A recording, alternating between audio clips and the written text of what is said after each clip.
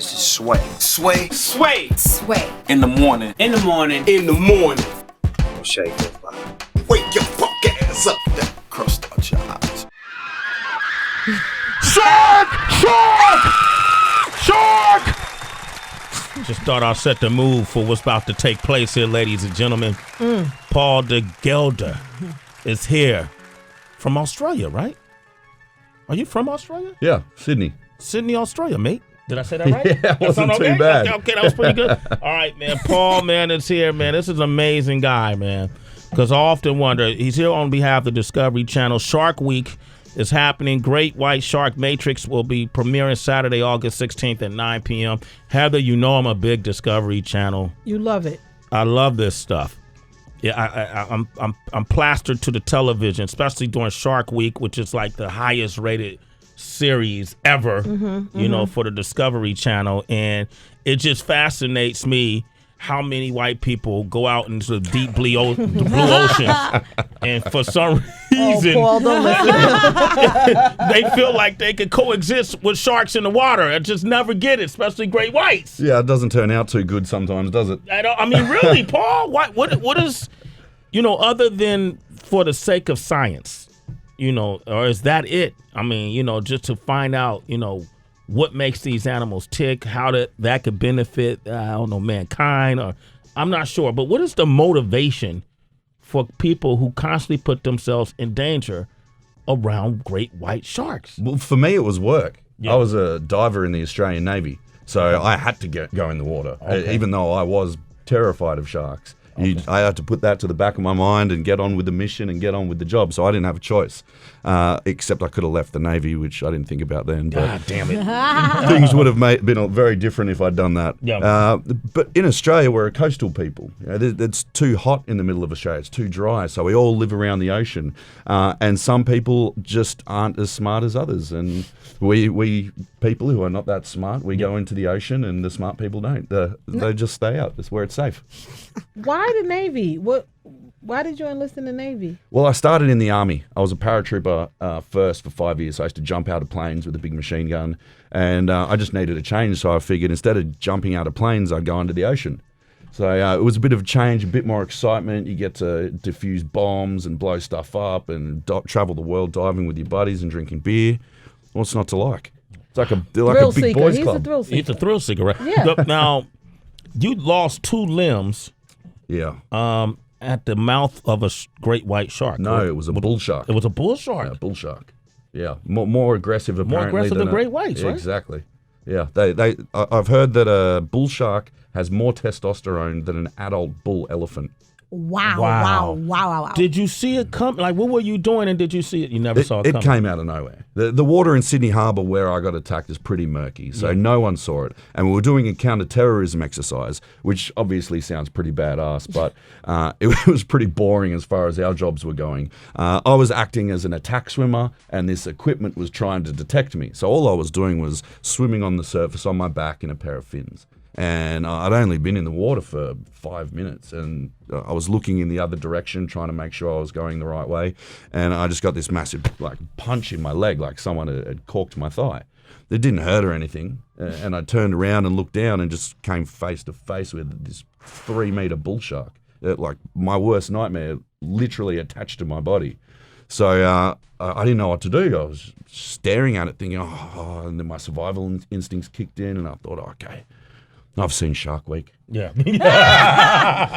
I'll poke it in the eyeball. Yeah. But it had my hand in its mouth too, so I couldn't. Yeah. So I tried with my left hand, and I couldn't do anything. I tried to push it. I tried to punch it.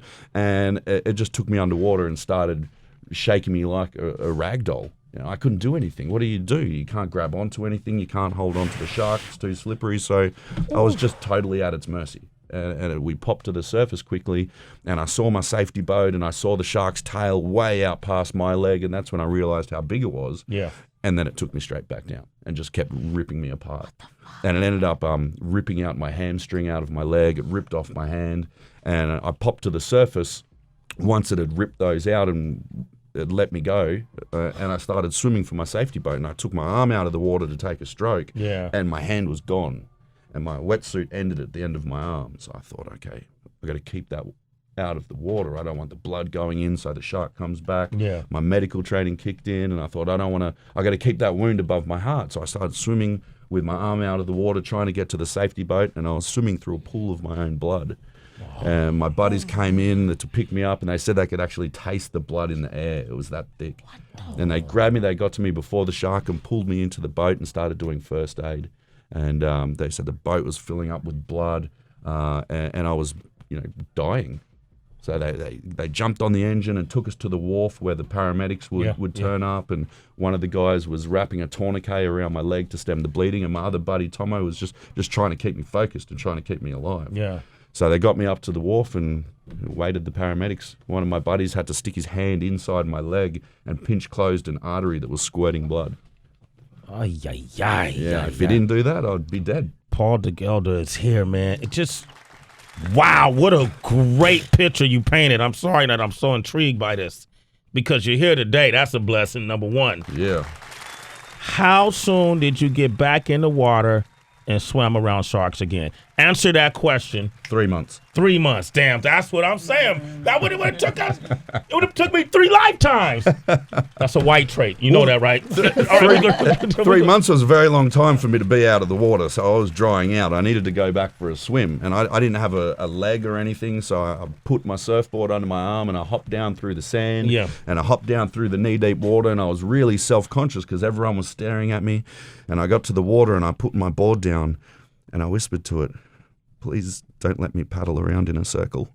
And I didn't. And I got out there, and it was just so nice to be in the water, in the sun with my buddies, just falling off my surfboard. Obviously, standing up with one leg is pretty impossible. Let me see. I didn't even notice your leg earlier, man. We're going to, look at that. That's a prosthetic leg, right? Yeah. Can I knock on it? Yeah, go for it. What if I knock it off? No, you won't. Oh, okay. This is $200,000 worth of military bought prosthetics. Can I see the hand? Can I knock on that? Yeah. Now, you might got a mean punch, right? All right, I'm going to open up the phone lines. 888-742-3345. I want to talk about Great White Shark Matrix. Give us a call. Sway in the morning. That's LL Cool J, the legend, the GOAT himself, deepest, bluest. It's the name of that song. He's talking about my hat is like a Sharks fan. You know, that is symbolic of something that's dangerous. And Paul Gelder, who is here with us, he's with the Discovery Channel, got the show Great White Shark Matrix that's airing next Saturday, 9 p.m. on the Discovery Channel. This is a man who's come face to face with one of the most ferocious animals in the world and lost a hand and a leg as a result of it. And 3 months later was back in the water, Heather. I don't get it. But let me ask you this. So now I see you lost a leg. Did it infect any of your sexual organ at all, man? I'm just kidding. Man. You know what? Luckily for me, it was a cold morning. Wow. Whoa. So the shark didn't nip it. No, it got the whole back of my leg, but luckily missed my little fella. Okay, so good. You're still in the game, baby. But he did get your right hand. He got my right hand, and he got my right hamstring. Yeah. So I lost the leg, I lost the hand. You know, there wasn't much left. I had maybe one finger left, and inside out something. And I do a lot of motivational speaking, and I take the photos around to show people how bad it was, and the fact that I'm still alive is amazing. Yeah. I've had 20 people pass out in my presentations. Really? 18 men. Pass out because they saw it. Yeah, pass out because of the photos. They just go white and fall over. Did you bring the photos with you? I've got them on a thumb drive here, I think. Yeah. Let's do it. You want to do the photo? You want to have a look? I don't want to. All right. While you pull those photos out, now, are you right-handed or left-handed? Now or before? The before. Before I was right-handed. You was right-handed. Yeah. So that affected you a long time then. No, look, I'm ambidextrous. Okay, there it is, my man. All right, we're going to show. I want you to show. So, what is the show Great White Shark Matrix about? Great White Matrix. What we wanted to do was look at the turning point of when great white sharks become dangerous to humans. Yeah. Because when they're small, we wanted to know what are they eating. They're not eating humans. You're not getting tiny little great white shark bites on people, and they're not killing people. So we found this great white shark nursery in New South Wales, Australia. So we went out there and we found this area where it was a holiday destination. A lot of people out there, a lot of surfers, and a lot of great white sharks. Wow. Juveniles, but no attacks. Yeah. So we went out there with the boat to go and try and attract them in, get in the water with them, see what they were eating, seeing how they were attacking things. And then once we worked all of that out, we went down to South Australia to the Neptune Islands where the big sharks are. Yeah. And we did the same thing. Got in the water with them, looked at how they ate, how they attacked, at the size differences, and just tried to explore when, where, and how people can stay a little safer from these animals. So, we're protected, they're protected, and everything works out. So you got in cages, though, right? Were you free? I got in the cage with the big great whites. Andy got in the cage with the big great whites. Yeah. But Andy got in the water with the small great whites, no cage. He was swimming around. And you can say small great white, and some people go, okay, it's just a little baby. These things are exactly the same as the big ones, identical, just a smaller scale. And we got footage of these things attacking fish, and they're monstrous. They're still really, really scary. And he just gets in the water with them and swims around and displays the fact that they're not after us. We're not on their menu. They're not trying to kill us. You got to watch. Everybody looking crazy like, why are we doing this again? I can't believe that, Paul, you're not traumatized by the attack. You're still able to swim with them. I was going to ask, what's your rehabilitation process, though, right now? Right now, no, I'm done. It's just about improving life now. Mm-hmm. But I was doing one-arm chin-ups on the bar above my bed 2 days after I had my leg taken off. So I just wanted to get straight back into it. I didn't want to waste time. I didn't want to lay around in my hospital bed feeling sorry for myself. Mm-hmm. I knew that if I could get my physicality going, my weight back on, I'd lost 10 kilos, what's that, 20 pounds in 10 seconds.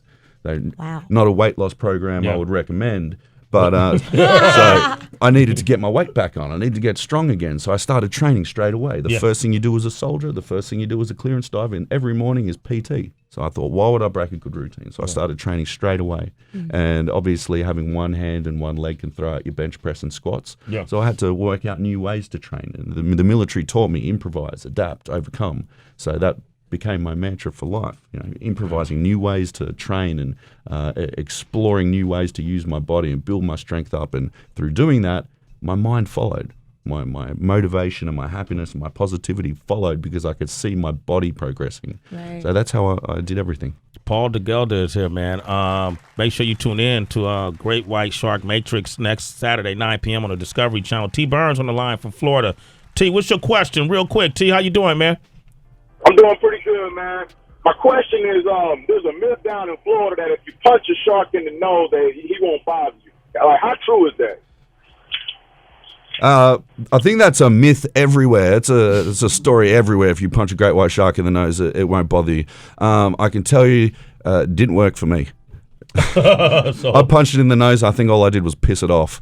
Really? Yeah. Well, let me ask you this. Oh, no, that was whales. Never mind. I'm thinking whales.